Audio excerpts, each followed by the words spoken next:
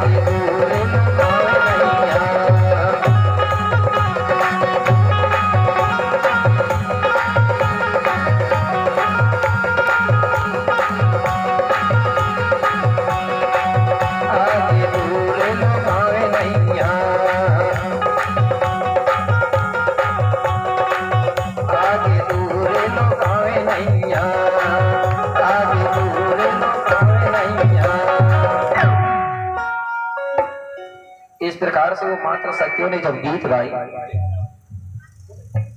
तो कुपार बाबा ने जैसे ही गीत सुना और बाजू में देखा तो एक पीपल का पेड़ लगा हुआ था। कुपार बाबा समझ गया कि आगे कोई गांव मिलेगा, ना कोई छांव मिलेगा, ना कोई पेड़ पौधा मिलेगा।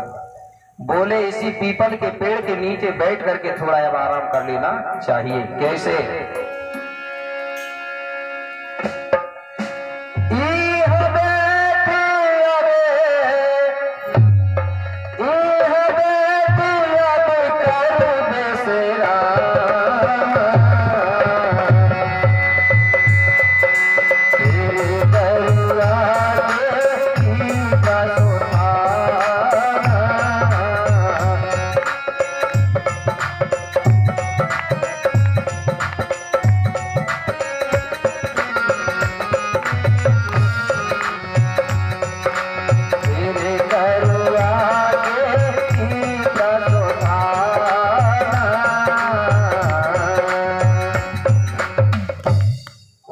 तुरंत उस पेड़ के नीचे जाके बैठ गए।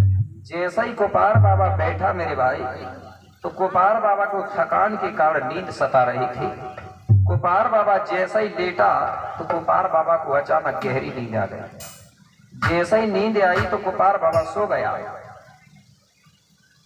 अब कुपार बाबा सो रहा है और आकाश में एक गिद्ध उड़ रहा था। वो गिद्ध ने जैसे ही नीचे की तरफ देखा तो गिद्ध ने सोचा कि कोई आदमी मरा पड़ा है। गिद्ध बड़ा खुश हुआ और तुरंत आकाश से नीचे उतरा और कुपार बाबा के बाजू में खड़ा हो गया। और कुपार बाबा को देखा तो वो सो रहा था, सांसें ले रहा था। गिद्ध समझ गया कि ये आदमी सो रहा है, ये मरा नहीं है। गिद्ध ने कुछ नहीं किया। अब जो मात्र शक्तियां गीत गा रही थी उन्होंने दूर से देखी कि देखो वो परदेसी सो रहा है और उसके किनारे में गिद्ध खड़ा है, कहीं वो गिद्ध उसकी आंख में चोंच ना मार दे, ऐसा करके वो घबरा रही थी। अब वो सोचने लगी कि काम करो, एक गिद्ध चोंच ना मार दे, इसलिए इस गिद्ध को भगाना है। कैसे भगाएंगे? सब महिलाएं कहने लगी जोर जोर से चिल्लाओ, बोले तो गिद्ध भाग जाएगा। तो चारों पांचों महिलाओं ने जोर से चिल्लाना चालू करी। जब जोर से उन्होंने चिल्लाया तो कुपार बाबा की नींद जाग गई। जैसे ही कुपार बाबा की नींद जागी तो कुपार बाबा उठ के बैठने लगा। तो गिद्ध ने देखा कि यार ये आदमी अब जाग गया, उठने लगा, तो उसको देख करके गिद्ध भी वहां से भाग गया। अब कुपार बाबा उठ के बैठ गया और सामने देखा तो चार पांच महिलाएं वो चिल्ला रही थी। उनसे बोला कि बोले देवी तुम जोर जोर से क्यों चिल्ला रही हो? बोले मैं सो रहा था, मेरी नींद तुमने खराब कर दी। वो हाथ जोड़ के कहने लगी बाबा हम तुम्हारी नींद खराब करने के लिए नहीं चिल्ला रहे थे। और बोले क्यों? बोले तुम्हारे बाजू में एक गिद्ध खड़ा था, उस गिद्ध को देख करके हमको डर लग रहा था कहीं वो गिद्ध तुम्हारी आंख में चोंच ना मार दे, इसलिए बोले हमने जोर से चिल्लाया था। अच्छा बोले, अच्छा बोले देवी तुम ये बताओ, बोले तुम ये भयंकर जंगल में क्यों घूम रही हो? बोले बाबा यहाँ से कुछ दूरी में एक अनाथ आश्रम है, उस अनाथ आश्रम की जो मुखिया है वो है रायतार जंगूदाई।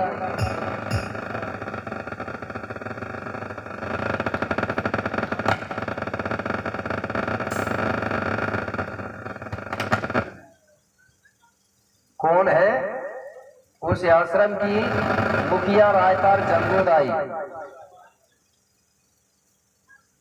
तो हम सब बोले उसी जंगूदाई की सेविकाएं हैं, हम उसी के साथ रहती हैं, हम यहाँ घूमने के लिए आई थी। तो बोले बाबा कृपा करके बोले आप हमारा अनाथ आश्रम चलिए और हमारी जो मुखिया है रायतार जंगूदाई से मिलिए। वो चार ही पांच महिलाओं ने कुपार बाबा को लिवा करके रायतार जंगूदाई के आश्रम पहुंचा दिया। तो कुपार बाबा का वहां जंगूदाई से मिलना हुआ। अब रायतार जंगूदाई पूछने लगी कुपार बाबा से, बोले बाबा तुम कौन हो और कहां से आए हो और कहां जा रहे हो? तो कुपार बाबा कहने लगा, बोले जंगूदाई मैं पूर्वा कोट गणराज के राजा पुलसियों का बेटा हूं और मेरी माँ का नाम हिरवा है। मैं ये सगा समाज के लिए सत्य और असत्य की खोज करने को निकला हूं। जब मुझे सत्य और असत्य का पता चल जाएगा, ज्ञान हो जाएगा, इसके बाद मैं सगा समाज के बीच में जाके सबको सतमार्ग बताऊंगा। ऐसा करके बाबा गोपाल ने अपना पूरा परिचय बताया और कहने लगा, देवी जंगोदाई, मैंने तो अपना परिचय बताया, अब आप अपना परिचय दीजिए कि आप एक भयंकर जंगल में कुटिया बना के, आश्रम बना के क्यों रह रही हो, यहाँ रहने का कारण क्या है। जंगोदाई कहने लगी, बाबा मेरा परिचय तो बिल्कुल मत पूछिए। बोले क्यों? बोले अगर मैं अपने जीवन के बारे में तुम्हें बताऊंगी बाबा तो मेरी आंखों में आंसू आने लगते हैं। बोले क्यों आते हैं? बोले मेरी जो जीवन कहानी है बड़ी दुख भरी है, इसलिए तो मैं जंगल में आके रह रही हूँ। तो गोपाल बाबा कहने लगा, देवी बताना तो पड़ेगा, तब तो मुझे पता चलेगा। तो रायतार जंगोदाई गोपाल बाबा को अपना परिचय बता रही है। कौन सी जंगोदाई? जो हम लोग बोलते हैं ना, जंगोदाई ना सेवा सेवा, यही कौन है? तो गोपाल बाबा को यही जंगोदाई अपना परिचय दे रही है। क्या? बोले बाबा सुनो,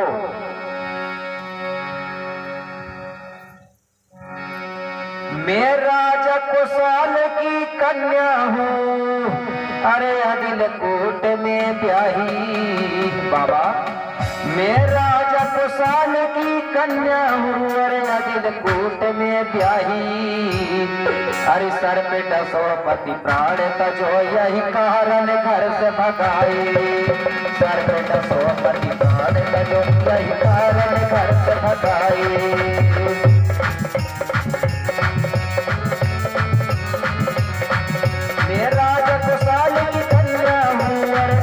कोट में ब्याही,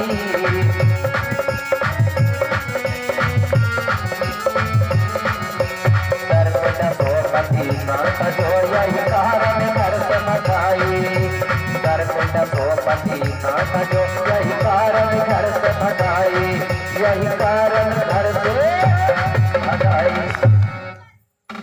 जंगोदाई कहने लगी, बाबा मैं राजा कुशाल की बिटिया हूं, मेरा विवाह आदिलकोट में हुआ था। कहां? आदिलकोट गणराज्य में। जब मेरा विवाह हुआ तो मैं अपने ससुराल गई।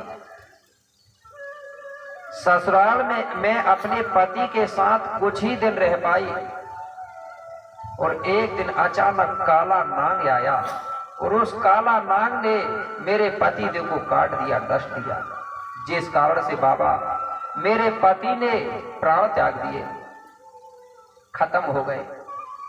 मेरी सासू माँ को ये जब पता चला तो मेरी सासू माँ मुझे दोष लगाते हुए बोली कि ये जो बहू है ये चुड़ैलन है, डायन है, इसने मेरे बेटा को खा गई। ऐसा करके मुझे दोष लगाई मेरी सास ने और हाथ पकड़ के घर से बाहर निकाल दिया।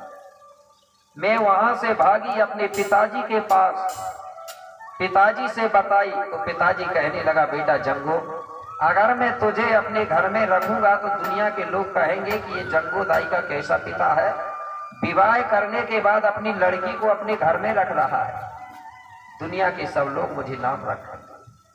तो बोले मैं वहां भी नहीं रही बाबा, इसलिए मैं ये जंगल में आके आश्रम बना के रह रही हूँ और मैं रात दिन यह चिंता करती हूँ कि आज मेरा पति खत्म हुआ है, आगे चल कर के अगर कोई महिला का पति खत्म होगा तो क्या वो महिला भी मेरे जैसे बेवा बन के जंगल में रहेगी? आज मैं तो रह रही हूँ लेकिन दूसरी महिलाओं का भी यही हाल होगा। ये सोच सोच करके बोले गोपाल बाबा मैं बहुत दुखी हूँ। इस प्रकार से जंगोदाई ने बाबा गोपाल के सारा समाचार सुनाई। तो मेरे भाई, एक कब की बात है, किस समय की है? जिस समय ये धरती पर शंभू और गोरा का राज्य चल रहा था।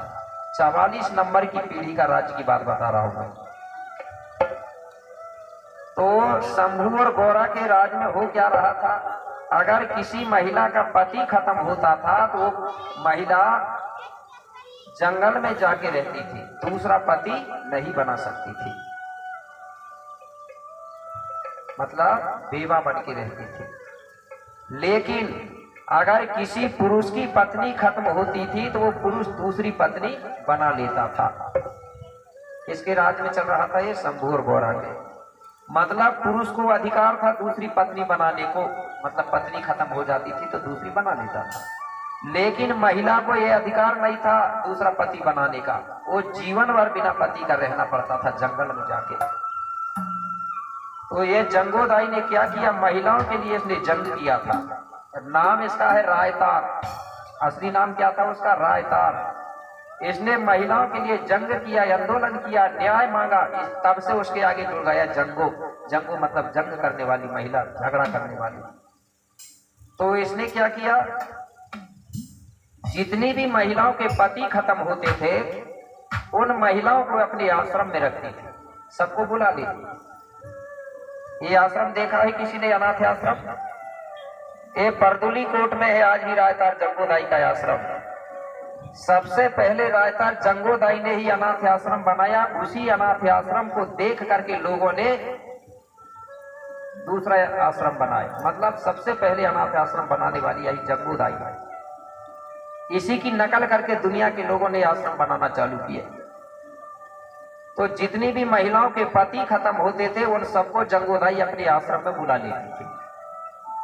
और जितनी भी लड़कियों को कालंक लगता था उनको भी वो अपने आश्रम में बुला लेती थी। कालंक मतलब जिसका विवाह ना हो, और विवाह के पहले अगर कोई लड़की गर्भवती हो जाए या कोई कालंक लग जाए उसको भी वहां रखती थी। क्योंकि कोई लड़की को अगर कालंक लग जाता था तो हमारे समाज के लोग उसको कंकाली करके घर से बाहर निकाल देते थे। तो रायतार जंगोदाई के आश्रम में दो प्रकार की महिला थी, बेवा महिला और कालंकित महिला। कालंकित मतलब कालंक लगी हुई, बेवा मतलब जिनके पति खत्म हो जाते हैं। तो सबकी मुखिया कौन थी, ये जंगोदाई। तो ढेर सारी महिलाओं का झुंड हो चुका था। कुछ दिनों के बाद में जंगोदाई कालंकित और बेवा महिलाओं को कहने लगी, बोले शंभू और गौरा के राज्य में बोले बड़ा अन्याय हो रहा है, पुरुष वर्ग को अधिकार है और महिला को अधिकार नहीं है, इसलिए हम सबको संगठित होकर के बोले और हमको आंदोलन करना होगा। हमको बाबा शंभू के आगे अपनी मांग रखना होगा, जैसे आज हम लोग रखते हैं ना अपने नेताओं के आगे कि भाई हमको ये चीज चाहिए, न्याय चाहिए। तो उस समय का राजा कौन था, शंभू। तो क्या किया, उस समय कपड़े का आविष्कार नहीं हुआ था, कपड़ा नहीं था उस समय। हमारे गौंड लोग तो जानवरों के छाल से अपना तन ढकते थे। तो जंगोदाई ने कही कि आंदोलन करने के लिए झंडा और डंडा की जरूरत पड़ती है। बोले तो सबसे पहले झंडा और डंडा की तैयारी करो। बोले कैसे, तुम सब महिलाएं बोले जंगल जाओ और जंगल से बांस की अच्छी लंबी लंबी लकड़ी तोड़ के लाओ और उसी जंगल से मोर के पंख इकट्ठा करके लाओ, जिससे हम झंडा बनाएंगे। तो मात्र शक्तियां गई, सब जंगल में ढूंढी तो ढेर सारे मोर के पंख मिल गए, इकट्ठा करके लेके आई और अच्छी लंबी लंबी बांस की लकड़ी भी लेके आई।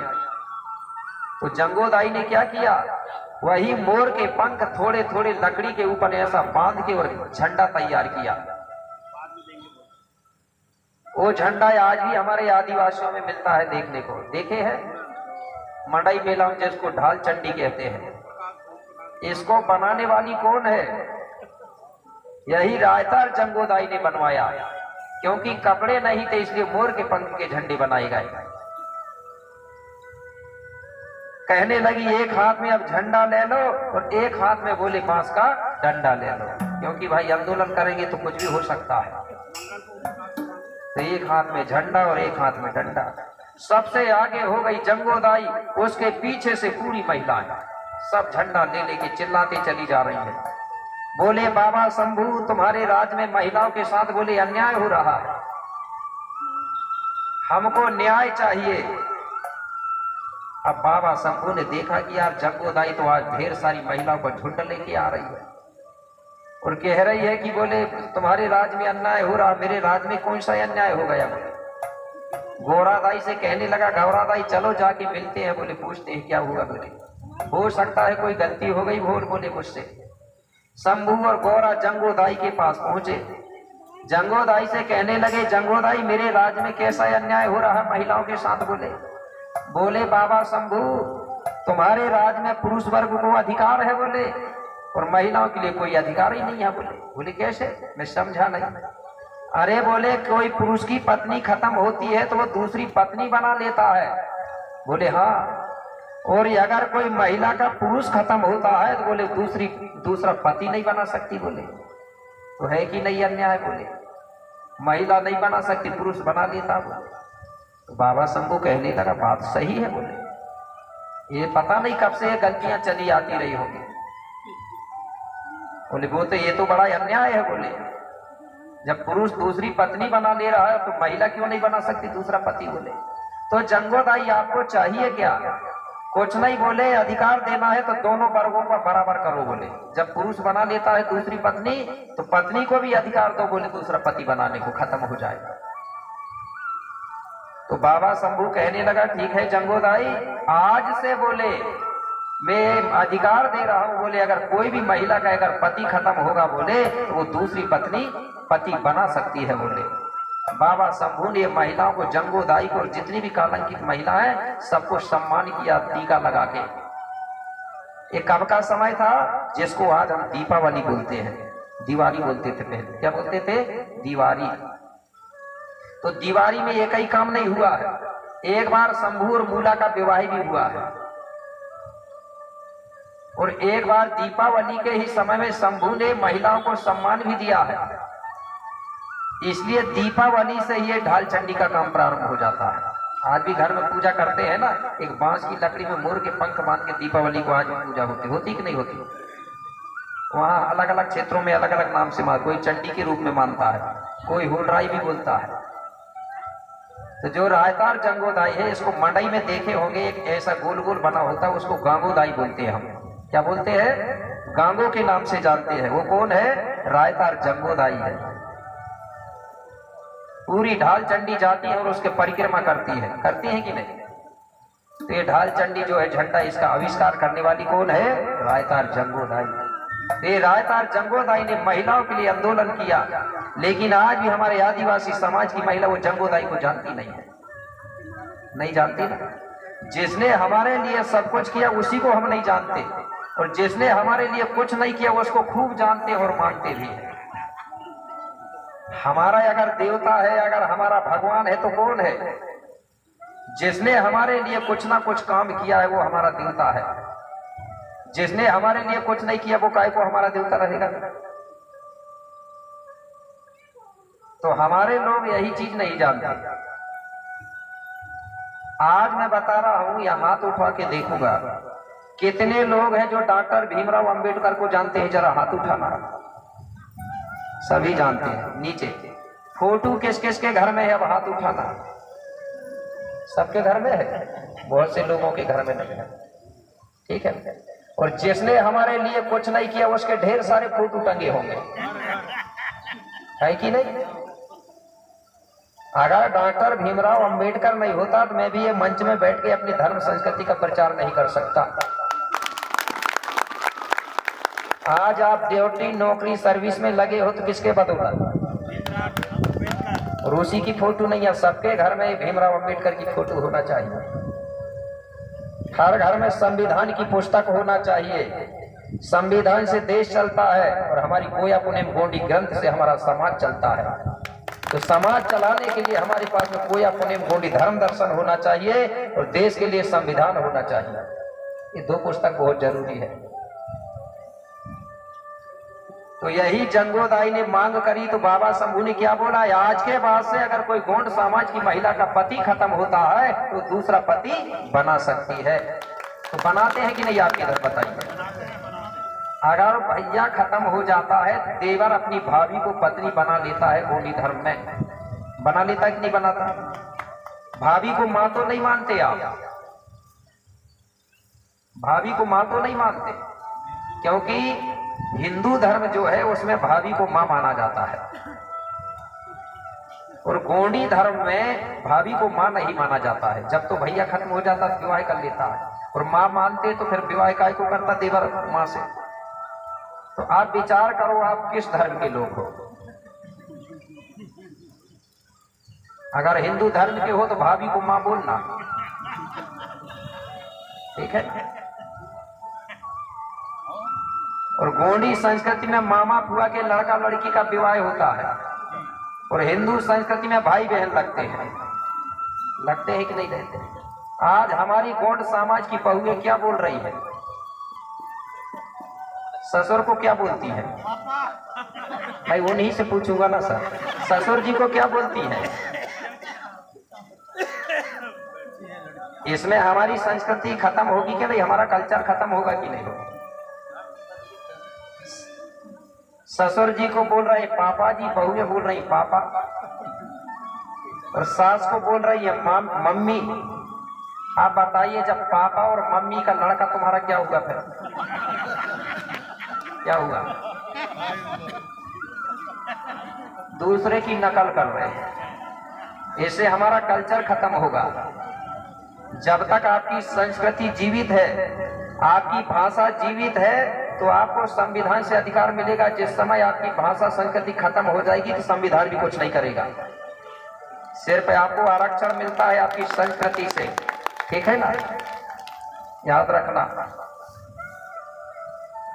तो ससुर जी को क्या बोलना है? मामा। क्या बोलते हैं गोंडी में?